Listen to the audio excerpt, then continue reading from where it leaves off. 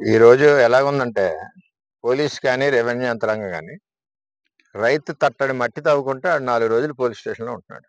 అంత గట్టిగా పోలీస్ వ్యవస్థ పనిచేస్తా ఉంది. ఇక్కడ ఇసుక మాఫియా గత 5 సంవత్సరాల నుంచి జరుగుతూ ఉంది. అందరికీ తెలుసది. మరలా ఇప్పుడు అదే మాఫియా పార్టీల్లో మార్పులు పార్టీల్లోకి వచ్చి కంటిన్యూ అయిపోతున్నారు. దీనివల్ల ఏమవుతుందంటే కూటమి ప్రభుత్వానికి చెడ్డ పేరు వస్తుంది. ముఖ్యంగా పిఠాపురం నియోజకవర్గంలో ఒకే ఒక్క చెరువు తవ్వాలి, అది కూడా బట్టీల కోసం అని చెప్పి పవన్ కళ్యాణ్ గారు పర్మిషన్ ఇచ్చింది ఒకే ఒక చెరువుకి. అంటే అంత నిబద్ధతతో పనిచేస్తుంది కూటమి. ఇక్కడ తెలుగుదేశం అవునండి, జనసేన అవునండి, బీజేపీ అవునండి. ఈవేళ వాళ్ళు మారిన ముసుగులో ఇక్కడ రోజుకి 200-300 లారీ ఇక్కడ నుంచి ట్రాన్స్పోర్ట్ వెళ్ళిపోతా ఉంది. పోలీస్కి నేను గత 20 రోజుల నుంచి 2-3 సార్లు ఇంటిమేషన్ చేశాను. ఎందుకంటే స్థానిక గ్రామ ప్రజలందరూ కూడా రాత్రులు లారీల పిల్లలది ఇబ్బంది పడే పరిస్థితి వస్తుందండి, లారీలు 150-200 లారీలు పైన పోతుంది అని చెప్తే, అంటే మన పోలీసుకి ఎలా ఉందంటే కొంచెం రాత్రులు రేజీ ఇక్కడ కనపడదు. ఆ గ్లాసెస్ అయ్యి మరి కల్పించాలి. ఇంకేదంటే కనపడలేదంటే వాళ్ళకి కావాల్సింది వస్తున్నట్టు లెక్క పోలీస్ వ్యవస్థ. పవన్ కళ్యాణ్ గారు కూడా చెప్పారు వ్యవస్థ మారాలి, పోలీస్ వ్యవస్థ అని ఆయన కూడా చెప్పారు. చెప్పాక కూడా వీళ్ళకి అసలు భయం భక్తిగా రెండు కూడా లేవు. ఏదేమైనా అక్రమ ఇసుక మాఫియాని అరికట్టవలసిన బాధ్యత ఉంది. జాయింట్ కలెక్టర్ గారికి నైట్ ఫోన్ చేసి చెప్పాను నేను, ఇక్కడ ప్రజల పిలుపు మేరకు. ఇది మలివారి తోట, ఇక్కడ మలివారి తోట, మళ్ళీ రవణకపేటలో కొత్తది నిన్న శంకుస్థాపన చేశారు. సాయంత్రం నిన్న అన్ని గీరిశేషాలతోటి రాత్రి బాగా శంకుస్థాపన అయింది. అక్కడ ఇంకొక స్పాట్ పెట్టి ఇంకో ర్యాంప్ పెట్టారు. మరి ఈ ఇసుకని తీసుకెళ్లి ఒరిజినల్ ఇసుకలో కలిపేసి ఒరిజినల్ ఇసుక రేటుకి దీన్ని బిల్డింగ్లు పెడతారు. అందుకనే కాకినాడలో 2-3 అపార్ట్మెంట్లు కూడా పడిపోయాయి. ఈ విధమైన ఈ మాఫియాని అరికట్టవలసిన బాధ్యత పోలీస్ యంత్రాంగం ఉంది. చట్టం ఉంది, రాత్రులు తవ్వకూడదని ఒక చట్టం ఉంది. రెవెన్యూ యంత్రాంగాన్ని ఇద్దరిది కూడా. నిన్న రెవెన్యూ యంత్రాంగం స్పందించారు. ఎవరు అక్కర్లేదు, పోలీస్ స్టేషన్ నుంచే మేము వచ్చేస్తున్నాను రా బాబు సర్దుకోండి అంటే సర్దుకున్నాం. నిన్న 20 లారీలు ఉన్నాయి ఒక స్టేషన్కి. ఇలా కౌరు చెప్పారు రెవెన్యూ వాళ్ళు. సెకండ్లో లారీలు ఇక్కడ నుంచి పోయినాయి, జేసీపీ మిగిలింది ఇక్కడ. అంటే ఈ విధంగా వ్యవస్థ ఉంది. ఎందుకు చేయలేకపోతున్నారు? అసమర్థులు ఉంటే ఇక్కడ నుంచి ట్రాన్స్ఫర్ చేసి కొత్త వాళ్ళని వేయండి. చెప్పినా కూడా దొంగతనం జరుగుతుందని చెప్పినా కూడా వినకపోతే ఎలాగా? ఎట్టి పరిస్థితుల్లో ఇది ప్రభుత్వం మాది ఉంది కాబట్టి ప్రభుత్వానికి, కూటమి ప్రభుత్వానికి చెడ్డ పేరు రాకూడదు. ఎందుకంటే ఒరిజినల్ ఇసుక, గోదావరి ఇసుక అమ్ముతూ ఉంది, ఉచిత ఇసుక. ఇప్పుడు ఆ ఇసుకలు వీళ్ళు మిక్స్ చేసి ప్రభుత్వానికి చెడ్డ పేరు వచ్చే విధంగా పనిచేస్తున్నారు. వైసీపీ నుంచి వచ్చి ఏ ముసుగేసుకున్నా ఆడు వైసీపీ పార్టీకి అడ్వాంటేజ్ జరిగి పనులు చేస్తాడు. ఆ పార్టీకి మంచి పేరు వచ్చే పని ఇది. కూటమి ప్రభుత్వానికి చెడ్డ పేరు వచ్చే పని ఈ అక్రమ తవ్వకం. ఈ అక్రమ తవ్వకం కూటమికి చెడు, వైసీపీకి మంచి పేరు. ఆ విధంగా వాళ్ళ యొక్క వ్యాపారాలు చేసుకోవడం గురించి ముసుగు తగిలించుకున్నారు. అలాగే కొడవల్లో కూడా మొదలైంది. వైసీపీ టైంలో, గవర్నమెంట్ టైంలో తెలుగుదేశం, జనసేన, బీజేపీ 3 నెలల ధర్నాలు చేశారు. అక్కడ టెంట్లు వేసుకుని చేసాం. ఇప్పుడు వాళ్ళు మళ్ళీ స్టార్ట్ చేస్తున్నారు. ఎలా స్టార్ట్ చేసేస్తున్నారో మాకు అర్థం అవట్లేదు. ఎవరిని ఎక్కడ కలిసి స్టార్ట్ చేసేస్తున్నారో అర్థం అవట్లేదు. వాళ్ళకి ధైర్యం ఏంటో అర్థం అవట్లేదు. సేమ్ పర్సన్స్, సినిమా మార్పు అంతే. ఎందుకంటే అప్పుడున్న జనమే ఇప్పుడు మళ్ళీ ముసుగేసుకుని మళ్ళీ ఈ కార్యక్రమాలన్నీ మొదలు పెడుతున్నారు. కాబట్టి ఎట్టి పరిస్థితుల్లో అరికట్టాలి. అరికట్టిన పరిస్థితిలో వాళ్ళ డిపార్ట్మెంట్కి నేను హెచ్చరిస్తా ఉన్నా. ఇందులో తెలుగుదేశం పార్టీ పేరు కానీ, మా పేరు కానీ చాలా మంది బయట మాట్లాడుతున్నారు. ఎక్కడ చెప్పినా సరే తీసుకెళ్లి బొక్కలేసి తోలు తీసేయండి. ఇటువంటి అక్రమ కార్యక్రమాల్లో తెలుగుదేశం పార్టీ ఎక్కడా ఉండదు. ఈ కూటమికి వచ్చి చెడ్డ పేరు వచ్చి పనుల్ని మీరు కంటిన్యూ చేస్తున్నారంటే పోలీస్ వ్యవస్థ ఒకసారి దృష్టి పెట్టుకోండి. ఇంకా మీరు ఇలా చేయని పరిస్థితిలో స్టేషన్ దగ్గరికి వచ్చి నిలదీసే పరిస్థితి వస్తుంది. అది కూడా తొందరలో చెప్తున్నాం. ఇది కూడా పైన అధికారుల దృష్టిలో పెడతాం. ప్రభుత్వం మాదే ఉంది కాబట్టి ఎట్టి పరిస్థితుల్లో చర్యలు తీసుకుని దీన్ని అరికడతామని కూడా తెలియజేస్తున్నాం.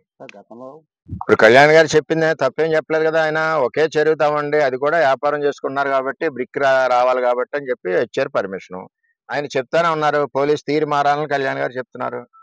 ఇటువంటి మాఫియాలు తీరు మారాలని ఆయన చెప్పారు. ఆయన కూడా 1-2 సార్లు చూస్తాడు, వినకపోతే లేపాతలు పడేస్తాడు. ఆయన చేసేది ఏముంటుంది ఇందులో? కూటమికి చెడ్డ పేరు వచ్చి పని ఎవరు కూడా ఒప్పుకోరు. అటువంటి చేసి వ్యక్తుల్ని పార్టీలో ఉంటే పార్టీలో నుంచి పంపించాలి, లేదనుకుంటే అధికారులు ఎవరైతే మద్దతు పలుకుతున్నారో అధికారులను పంపించాలి. పోలీస్ వ్యవస్థ ఉంది కదా, ఒక రైతు సాయంత్రం ట్రాక్టర్ మీద ఏదైనా ఇసుకట్టుకెళ్తే ఆయన్ని పెట్టేసి లోపలేసి తోమేసి రకరకాల ఎకరం భూమి రాయించేసుకుంటున్నారు ట్రాక్టర్ ఇసుక్కే పోలీసు. మరి ఇదే మాఫియా జరుగుతుంటే కళ్ళు ఎక్కడ పోయినాయి? 250 లారీలు వెళ్తున్నాయంటే జిల్లా పోలీసు చూడవలసిన బాధ్యత ఉంది కదా.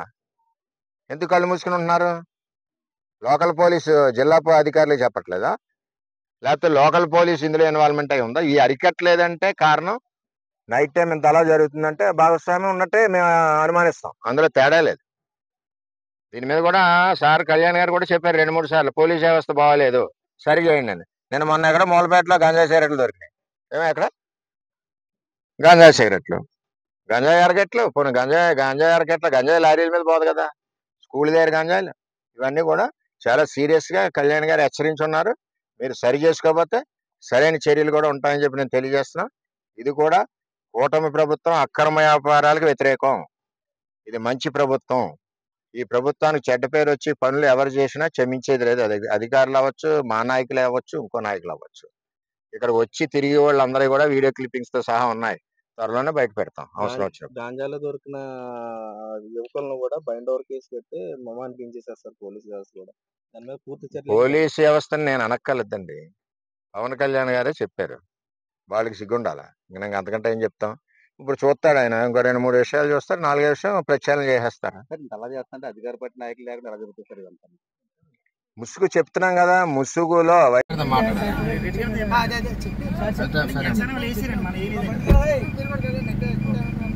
ఒకసారి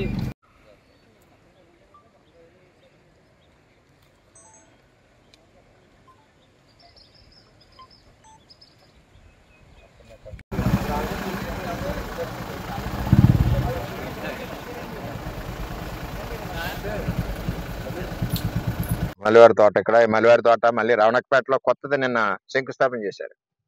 సాయంత్రం నిన్న అన్ని గీరి సీసాలతోటి రాత్రి బాగా శంకుస్థాపన అయింది.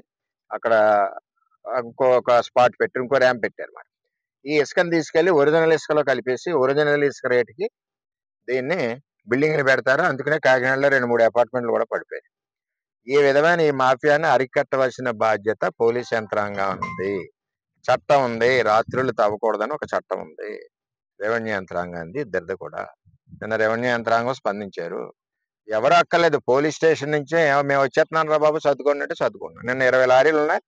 ఒక స్టేషన్కి ఇలా కౌరు చెప్పారు రెవెన్యూ వాళ్ళు. సెకండ్లో లారీలు ఇక్కడి నుంచి పోయినాయి, జేసీపీ మిగిలింది ఇక్కడ. అంటే ఈ విధంగా వ్యవస్థ ఉంది. ఎందుకు చేయలేకపోతున్నారు? అసమర్థులు ఉంటే ఇక్కడ నుంచి ట్రాన్స్ఫర్ చేసి కొత్త వాళ్ళని వేయండి. చెప్పినా కూడా దొంగతనం జరుగుతుందని చెప్పినా కూడా వినకపోతే ఎలాగా? ఎట్టి పరిస్థితుల్లో ఇది ప్రభుత్వం మాది ఉంది కాబట్టి ప్రభుత్వానికి, కూటమి ప్రభుత్వానికి చెడ్డ పేరు రాకూడదు. ఎందుకంటే ఒరిజినల్ ఇసుక, గోదావరి ఇసుక అమ్ముతూ ఉంది, ఉచిత ఇసుక. ఇప్పుడు ఆ ఇసుకలు వీళ్ళు మిక్స్ చేసి ప్రభుత్వానికి చెడ్డ పేరు వచ్చే విధంగా పనిచేస్తున్నారు. వైసీపీ నుంచి వచ్చి ఏ ముసుగేసుకున్నా ఆడు వైసీపీ పార్టీకి అడ్వాంటేజ్ జరిగి పనులు చేస్తాడు. ఆ పార్టీకి మంచి పేరు వచ్చే పని ఇది. కూటమి ప్రభుత్వానికి చెడ్డ పేరు వచ్చే పని ఈ అక్రమ తవ్వకం. ఈ అక్రమ తవ్వకం కూటమికి చెడు, వైసీపీకి మంచి పేరు. ఆ విధంగా వాళ్ళ యొక్క వ్యాపారాలు చేసుకోవడం గురించి ముసుగు తగిలించుకున్నారు. అలాగే కొడవల్లో కూడా మొదలైంది. వైసీపీ టైంలో, గవర్నమెంట్ టైంలో తెలుగుదేశం, జనసేన, బీజేపీ 3 నెలల ధర్నాలు చేశారు. అక్కడ టెంట్లు వేసుకుని చేసాం. ఇప్పుడు వాళ్ళు మళ్ళీ స్టార్ట్ చేస్తున్నారు. ఎలా స్టార్ట్ చేసేస్తున్నారో మాకు అర్థం అవట్లేదు. ఎవరిని ఎక్కడ కలిసి స్టార్ట్ చేసేస్తున్నారో అర్థం అవట్లేదు. వాళ్ళకి ధైర్యం ఏంటో అర్థం అవట్లేదు. సేమ్ పర్సన్స్, సినిమా మార్పు అంతే. ఎందుకంటే అప్పుడున్న జనమే ఇప్పుడు మళ్ళీ ముసుగేసుకుని మళ్ళీ ఈ కార్యక్రమాలన్నీ మొదలు పెడుతున్నారు. కాబట్టి ఎట్టి పరిస్థితుల్లో అరికట్టాలి. అరికట్టిన పరిస్థితిలో వాళ్ళ డిపార్ట్మెంట్కి నేను హెచ్చరిస్తా ఉన్నా. ఇందులో తెలుగుదేశం పార్టీ పేరు కానీ, మా పేరు కానీ చాలా మంది బయట మాట్లాడుతున్నారు. ఎక్కడ చెప్పినా సరే తీసుకెళ్లి బొక్కలేసి తోలు తీసేయండి. ఇటువంటి అక్రమ కార్యక్రమాల్లో తెలుగుదేశం పార్టీ ఎక్కడా ఉండదు. ఈ కూటమికి వచ్చి చెడ్డ పేరు వచ్చి పనుల్ని మీరు కంటిన్యూ చేస్తున్నారంటే పోలీస్ వ్యవస్థ ఒకసారి దృష్టి పెట్టుకోండి. ఇంకా మీరు ఇలా చేయని పరిస్థితిలో స్టేషన్ దగ్గరికి వచ్చి నిలదీసే పరిస్థితి వస్తుంది. అది కూడా తొందరలో చెప్తున్నాం. ఇది కూడా పైన అధికారుల దృష్టిలో పెడతాం. ప్రభుత్వం మాదే ఉంది కాబట్టి ఎట్టి పరిస్థితుల్లో చర్యలు తీసుకుని దీన్ని అరికడతామని కూడా తెలియజేస్తున్నాం. గతంలో